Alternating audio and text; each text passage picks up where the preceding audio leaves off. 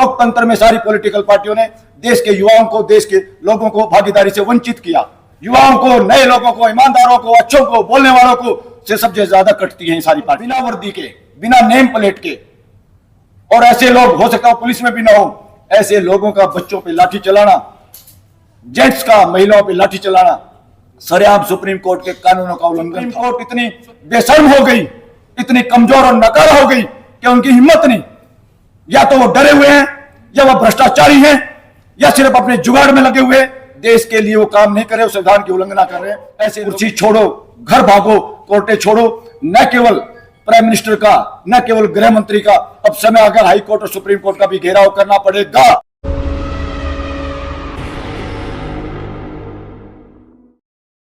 क्योंकि देश का मुड था। कोई पॉलिटिकल पार्टी ये सोचे माहौल मैंने बना दिया, वो बेवकूफी होगी।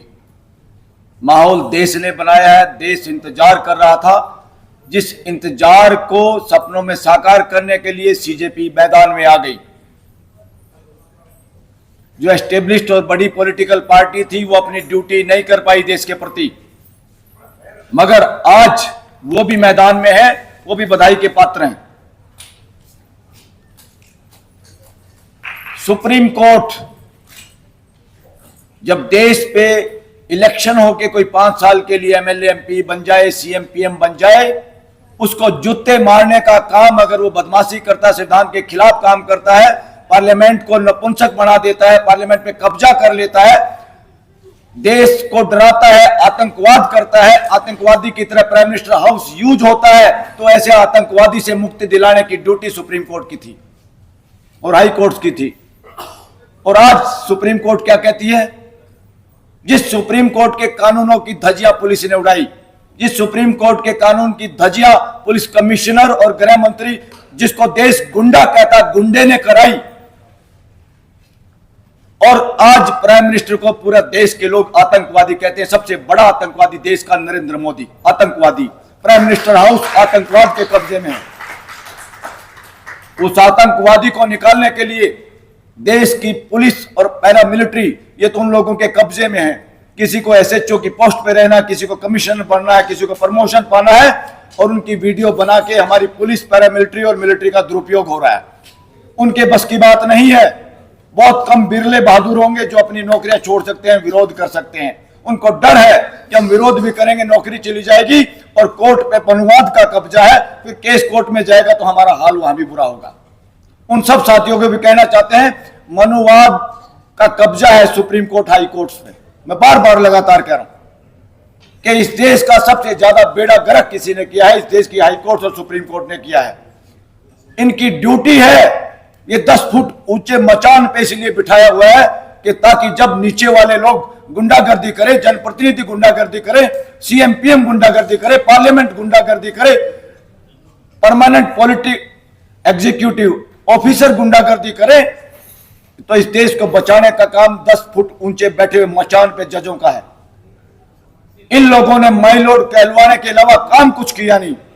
देश की बोलने की आजादी तकरीबन 165 नंबर पे पहुंच गया 180 देशों में से। इसका मतलब देश डरा हुआ है। इसका मतलब देश कब डरा? कोई डराने वाला है, इसलिए डराने वाला बहुत ताकतशाली है, डराने वाला गुंडा बहुत बड़ा है, और उसमें सरे जाता है न केवल सत्ता में बैठे हुए लोगों का, जिनके पास संविधान के अनुरूप व्यवस्था चलाने की जिम्मेदारी है, देश में मानवीय व्यवस्था स्थापित करने की जिम्मेदारी है, सरकार चलाना नहीं। मैं आप लोगों से बार बार रिक्वेस्ट करता हूं, कम से कम इस विचारधारा के लोग जो मनुवाद वनवाद के खिलाफ हैं, वो कभी भी ये ना कहे मोदी सरकार, फलाना सरकार, ढिकड़ा सरकार। ये हमारे बच्चों को कमजोर करती है। उनके दिमाग में बैठता है कि कोई सरकार है। सरकार किसी की नहीं। लोकतंत्र में सरकार नहीं हुआ करती, सरकार किसी की नहीं हुआ करती। लोकतंत्र में गवर्नमेंट ऑफ इंडिया है, देश की मानवीय व्यवस्था है, उसका मीनिंग। सरकार मीनिंग भी गलत किया, जिन्होंने किया वो मूर्ख लोग थे, हमारे पूर्वजों ने भी मूर्खता की है। तो देश की मानवीय व्यवस्था को और बेहतर बनाने के लिए जनप्रतिनिधि हैं, और जनप्रतिनिधि जनता की फोटोकॉपी है, ओरिजिनल देश की जनता है। ओरिजिनल पार्लियामेंट इस देश की जनता है, original super chief justice supreme court देश की जनता है। जब जनता तब खड़ी होती है जब देश की सारी संस्थाएं डगमग हो जाती है, बेकार हो जाती है, उल्टा घर को खाना शुरू कर देती है। आज बाढ़ खेत को खा रही है, और इसका सरे सत्ता में बैठे हुए लोगों को तो है ही कि वो बदमाशी कर रहे हैं। अपोजिशन में भी जो लोग थे वो छाती ठोक के देश के सामने नहीं कह सकते हम अच्छे पहरेदार थे। सबको अपने गिरेबान में देखना चाहिए, सारी पॉलिटिकल पार्टियों को, उनको नेताओं को। अब अच्छा लगा कम से कम कि समाजवादी पार्टी का अध्यक्ष और उसकी पत्नी भी सामने दिखाई दी, कांग्रेस पार्टी का भी बहन भाई उनकी मां भी दिखाई दी। अच्छी बात है, जब ऐसे दिखाओगे तो फिर लोग नहीं कहेंगे घर की पार्टी। जब छुपे रहोगे बिलों में तो बिल्कुल सही कहेगा देश घरों की पार्टी, और घरों की पार्टी का कोई जगह नहीं है लोकतंत्र के अंदर। लोकतंत्र में सारी पॉलिटिकल पार्टियों ने देश के युवाओं को, देश के लोगों को भागीदारी से वंचित किया। युवाओं को, नए लोगों को, ईमानदारों को, अच्छों को, बोलने वालों को से सबसे ज्यादा कटती हैं सारी पार्टियां। रास्ता नहीं लेने दिया। सरकारी नौकरियां तो छोड़ो, भाड़ में जाए, पॉलिटिकल पार्टियों में रास्ते नहीं मिले युवाओं को इस देश के। मिल जाते तो ये दुर्दशा नहीं होती। मिल जाते तो एक प्राइम मिनिस्टर इतना बड़ा गुंडे की तरह काम नहीं कर सकता था। साथियों, मैं नहीं कह रहा सर्वे करो देश के अंदर। आज जो बिना वर्दी के, बिना नेम प्लेट के, और ऐसे लोग, हो सकता हो पुलिस में भी ना हो, ऐसे लोगों का बच्चों पे लाठी चलाना, जेंट्स का महिलाओं पे लाठी चलाना सरेआम सुप्रीम कोर्ट के कानूनों का उल्लंघन था। सुप्रीम कोर्ट इतनी बेशर्म हो गई, इतनी कमजोर और नकारा हो गई कि उनकी हिम्मत नहीं। या तो वो डरे हुए हैं, या वो भ्रष्टाचारी हैं, या सिर्फ अपने जुगाड़ में लगे हुए देश के लिए वो काम नहीं कर रहे, संविधान की उल्लंघना कर रहे हैं। ऐसे लोगों को मैं कहता हूं, बुज़दिलो, कुर्सी छोड़ो, घर भागो, कोर्टें छोड़ो।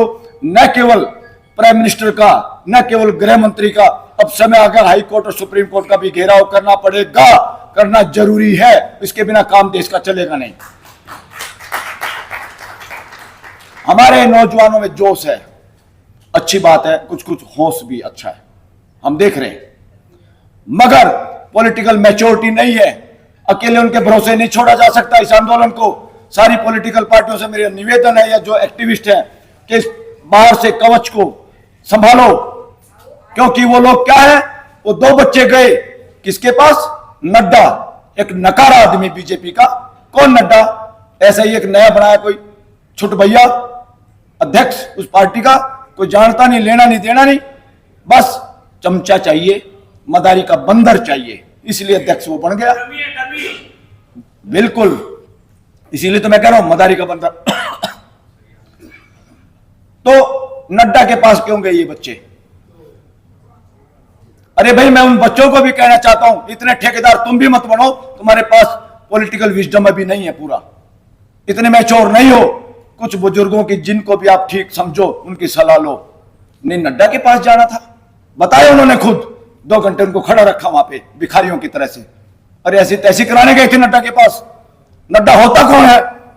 असली गुनहगार 2 आदमी हैं, और जिनको देश कह रहा है, और जिनमें मैं भी सहमत हूं, जिनको सुप्रीम कोर्ट ने भी गलत छोड़ा हुआ है, अपराधी, जिनको पूरा देश कह रहा है हत्यारे हैं, व्यभिचारी हैं, आतंकवादी हैं, अमित शाह और नरेंद्र मोदी। इनकी तो जेल होनी चाहिए थी, सुधार घर में होने चाहिए आज के दिन।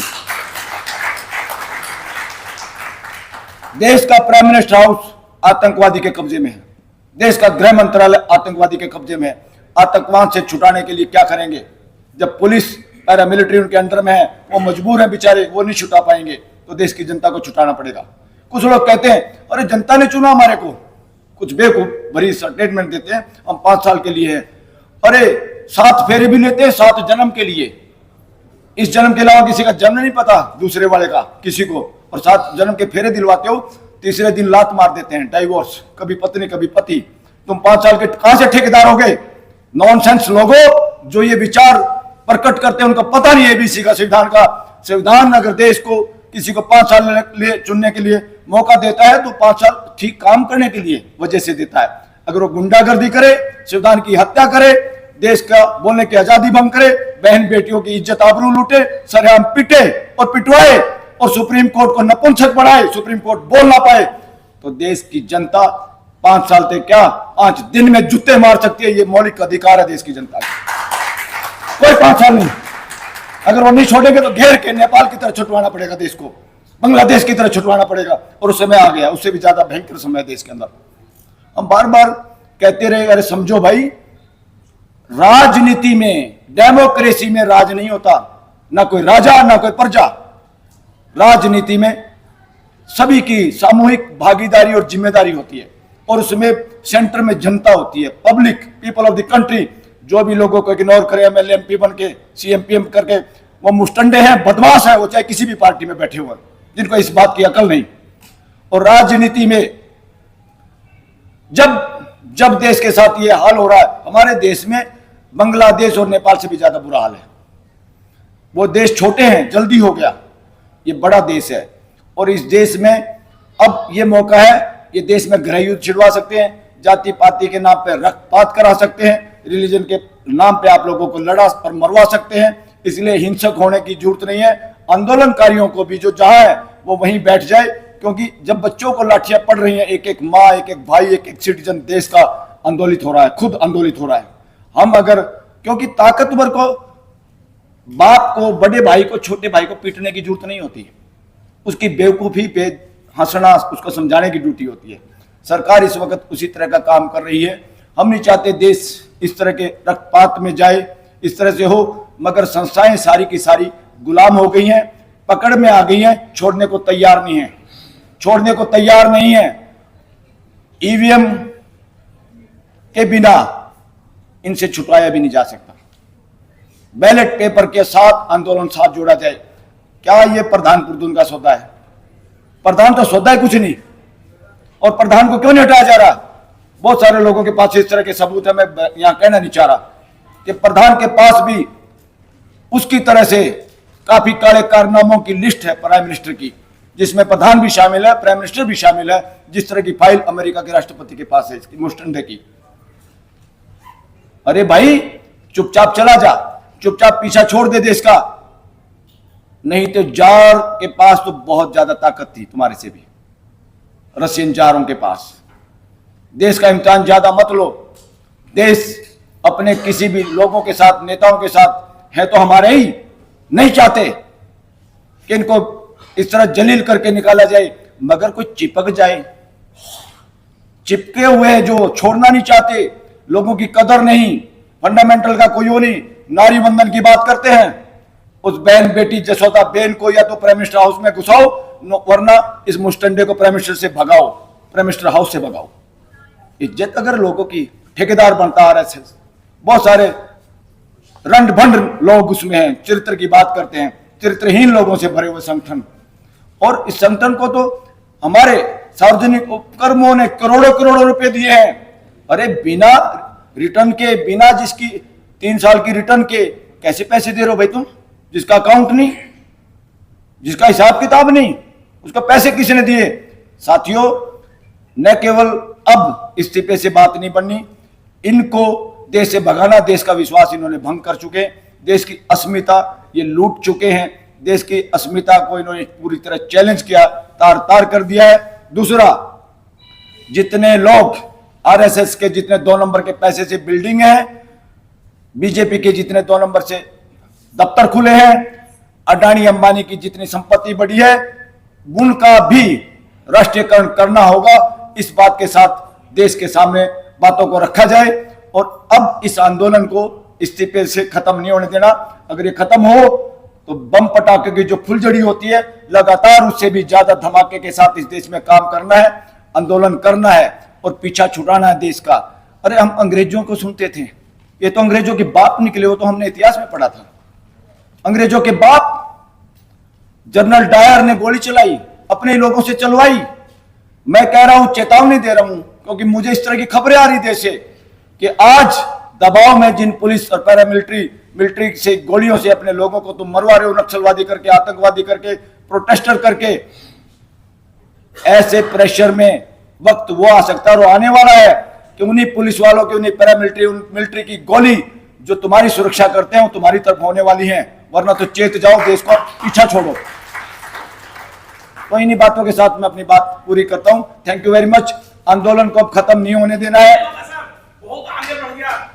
हाँ, नहीं, अब सीजेपी हो, कांग्रेस हो, कोई और हो, कोई फैसला ना ले जब तक देश ये ना कहे। हाँ, अभी मैं पढ़ रहा था, 3 मांगे रखी है राहुल गांधी ने, 3 मांगे, उसमें इस्तीफे की मांग नहीं है, उसमें प्राइम मिनिस्टर के इस्तीफे की मांग नहीं है। प्राइम मिनिस्टर के इस्तीफे और गृह मंत्री को दोनों को हटाए बगैर कोई मांग मंजूर नहीं करनी चाहिए देश को। Thank you very much.